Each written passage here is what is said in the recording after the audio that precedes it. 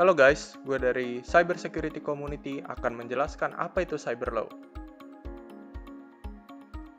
Cyber Law adalah hukum yang mengatur tentang aktivitas jejaring internet.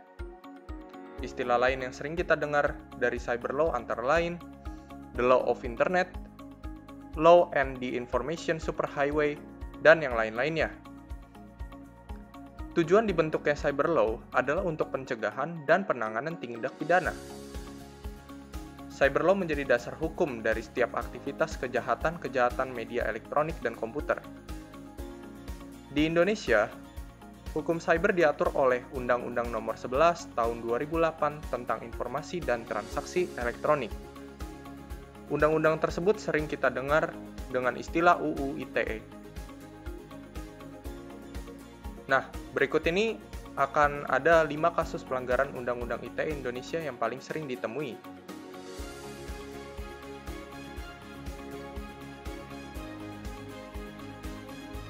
Pelanggaran yang pertama adalah pelanggaran hak cipta yang termuat dalam pasal 34 UU ITE tahun 2008. Pelanggaran ini biasanya dianggap melakukan pelanggaran haki yang kepanjangannya hak kekayaan intelektual. Pelanggaran ini biasanya banyak dalam sektor industri kreatif.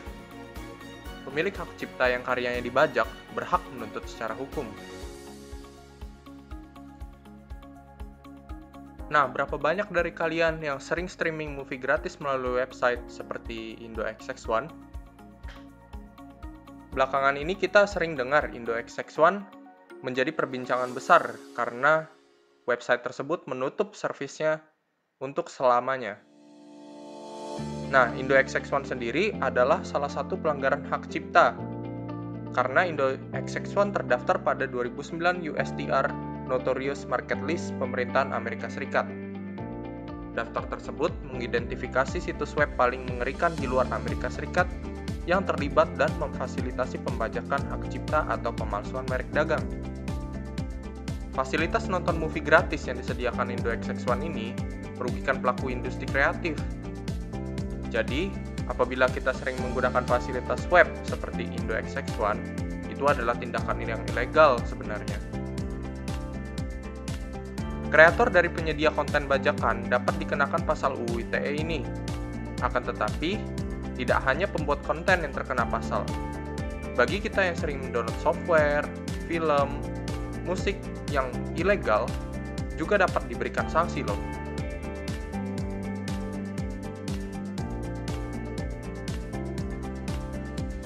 Pelanggaran yang kedua, penghinaan atau pencemaran nama baik yang diatur dalam pasal 27 ayat 3 UU ITE. Banyak rumor yang beredar bahwa beberapa kalangan menganggap pasal ini sebagai pasal karet dan meminta pemerintah untuk menghapus pasal ini. Protes tersebut dikarenakan pasal tersebut dapat digunakan untuk menjerat orang-orang demi membungkam kritik. Di sini, UU ITE bisa dijadikan pedang bermata dua. Tentunya sudah biasa bagi kita mengirimkan screenshot percakapan kita dengan teman ke orang lain sebagai bukti.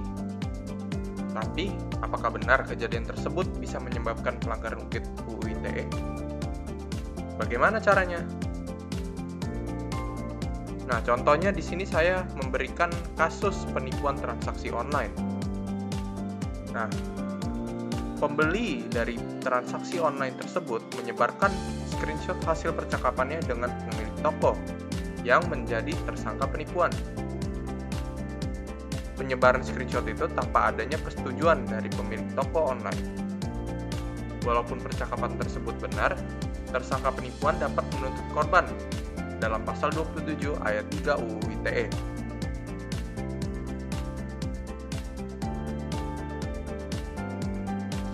Pelanggaran ketiga yaitu ujaran kebencian yang diatur dalam pasal 28 ayat 2 UU ITE.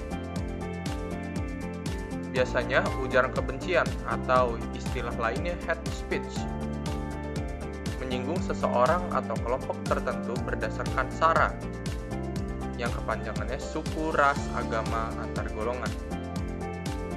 Menggunakan media sosial sebagai bentuk penyampaian curahan hati atau sekedar menyampaikan pendapat adalah hal yang sering dilakukan banyak orang. Tetapi beberapa tidak sadar bahwa kata-katanya dapat dikategorikan sebagai ujaran kebencian. Contohnya saja, seorang public figure sering melakukan aktivitas gosip di story Instagram.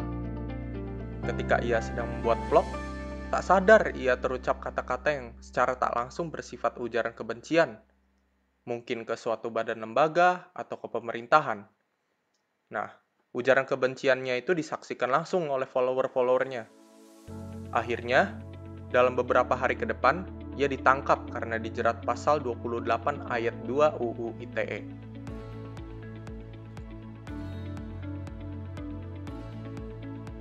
Pelanggaran keempat, berita bohong, yang diatur dalam pasal 28 ayat 1 UU ITE.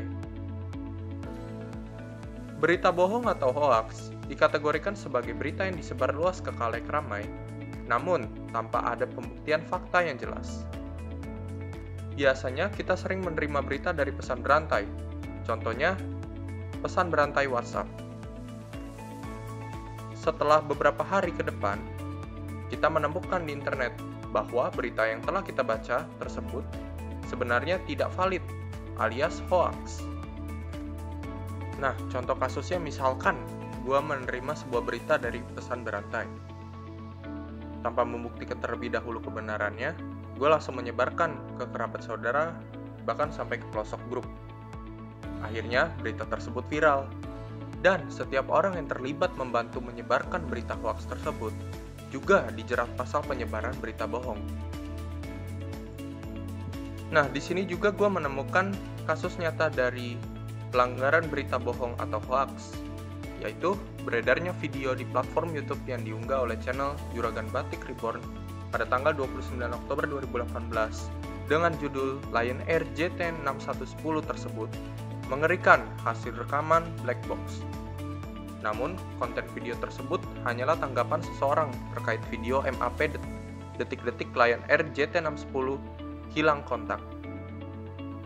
Nah, kasus pembuatan konten yang tidak sesuai dengan isinya ini juga dianggap sebagai hoax.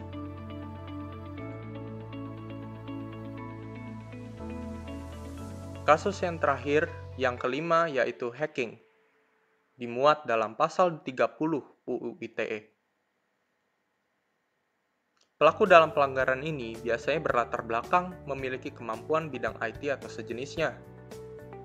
Ada yang dari otodidak atau bahkan memiliki gelar di bidang computer science atau sejenisnya.